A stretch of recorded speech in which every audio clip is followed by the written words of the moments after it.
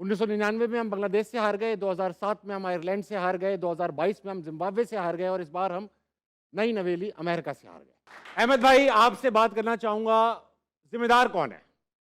देखिए ताबिश भाई, जब परसों 2-3 दिन पहले हमने बात की थी कि क्या हो रहा है मुल्क में, किस तरह चंद एक लोगों का टोला पाकिस्तान क्रिकेट को डोमिनेट कर रहा है और किस तरह उन्होंने हाईजैक की है टीम को, तो हमारे ख़िलाफ़ सोशल मीडिया पे बहुत ज़्यादा ट्रेंड्स बना दिए गए, बड़े गलीज़ ज़बान भी इस्तेमाल हुई। हम चाहें तो उसका रिबटल भी कर सकते हैं, लेकिन हम ऐसा नहीं करते बिकॉज़ हमें पता है कि आपकी करतूतें क्या होने वाली हैं और पूरी पाकिस्तान की आवाम ने आज देख लिया है कि जो आपने यूएसए के ख़िलाफ़ किया है। उसके बाद वहाँ पे जो लोग बैठे हैं, वो बजाय के शोज़ में होस्ट को या मैनेजमेंट को कॉल करके मीडिया कंट्रोल करने की कोशिश करें, उनको ये चाहिए कि अपनी टीम की परफॉर्मेंसेस पे ध्यान दें। अगर आप परफॉर्मेंसेस पे ध्यान देंगे, शायद टीम बेटर परफॉर्मेंस कर सके। होता ये है कि जब भी कोई चेयरमैन आता है, वो अपना एक जानशीन साथ लेके आता है और वो जानशीन को ऐसा लगता है कि सारा कुछ उसे ही पता है और कोई है ही नहीं जिसको क्रिकेट का कोई इल्म है।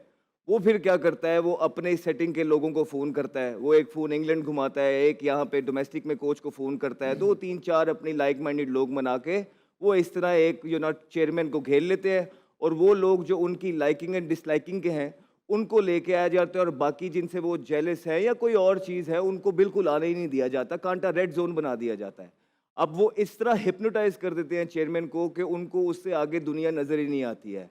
आपको ये समझना पड़ेगा भाई कि आपकी डोमेस्टिक की क्रिकेट बिल्कुल तबाह हो गई है इन हालातों के लिए। मैं 3 साल से डोमेस्टिक खेलता आ रहा हूँ, वहाँ पे आपके पास कोई प्लेयर मौजूद नहीं है और जब आपकी नीश, आपकी बुनियाद स्ट्रॉन्ग नहीं होती है तो वो इवेंचुअली सिस्टम कोलैप्स कर जाता है। और ये फैक्चुअल, ये मफरूज़ों पे बातें नहीं होती हैं, ये फैक्चुअल बातें हैं। अब हालात आपके इस तरह हैं कि आप अफ़गानिस्तान से जब 3-4 मैचेस टाइट खेले थे तब ख़तरे की घंटी बज गई थी। अब हालात इस तरह है कि अफ़गानिस्तान ने आपको हरा दिया, फिर आयरलैंड ने आपको हरा दिया, फिर नीदरलैंड ने आपको हरा दिया, फिर ज़िम्बाब्वे ने आपको हरा दिया। आईपीएल में 10 लड़के नहीं थे न्यूजीलैंड की टीम ने, उन्होंने आपको हरा दिया। आयरलैंड ने दोबारा से आपको हरा दिया, इंग्लैंड ने तो आपको एक्सपोज़ कर दिया। उसके बाद रही सही कसर आपने जो कल यूएसए में सारे माँ जो ओवरसीज़ पाकिस्तानी हैं और यहाँ पे पाकिस्तानी जो आपको सपोर्ट कर रहे थे, उनका सर जो है ना शर्म से झुका दिया है। अब बात इतनी है कि अगर अभी भी हमने होश के नाखून ना लिए, अगर अभी भी हमने अपनी चीज़ें ठीक ना की, तो पाकिस्तान क्रिकेट हॉकी वाले रास्ते पे चला गया है। और कुछ लोग कहते हैं कि शायद मैं मोहम्मद आमिर की तरह या इमाद वसीम की तरह इस शो पे आके बैठ के वापस टीम में आने की तैयारी में नहीं हूँ भाई। मैंने यूँ टीम में नहीं आना है। मैं वहाँ सफोकेट हो गया था, इसलिए छोड़ के इधर आया हूँ।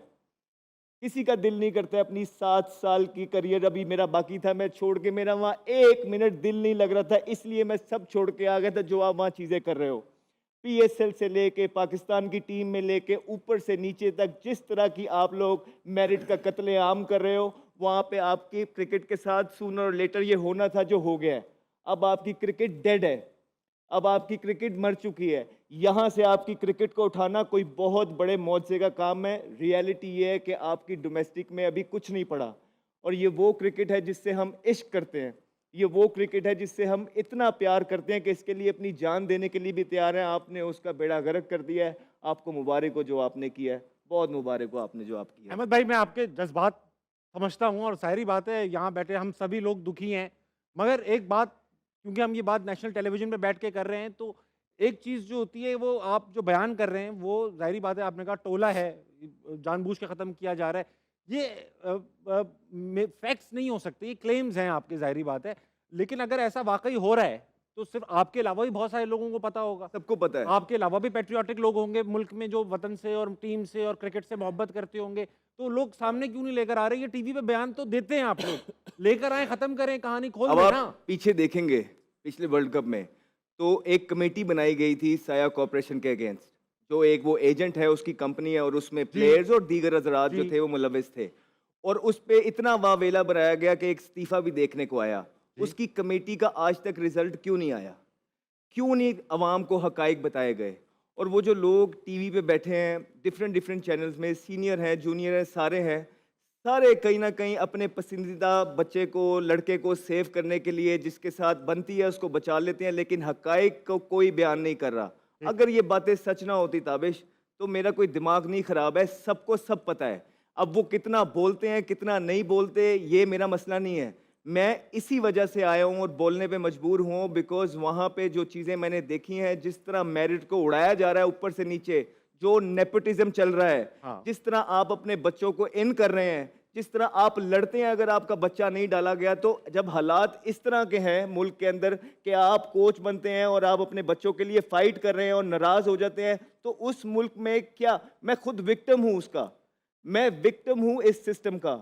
मैं अपनी 7 साल की क्रिकेट मेरी बाकी है, लेकिन मैंने छोड़ दी है। मुझे पता है कि मुझे जो बातें मैं कर रहा हूँ शायद इसके बाद मैं पाकिस्तान से कभी खेल ना सकूं, लेकिन मेरे से अब बर्दाश्त नहीं हो रहा, ठीक। मैं और बर्दाश्त नहीं कर सकता।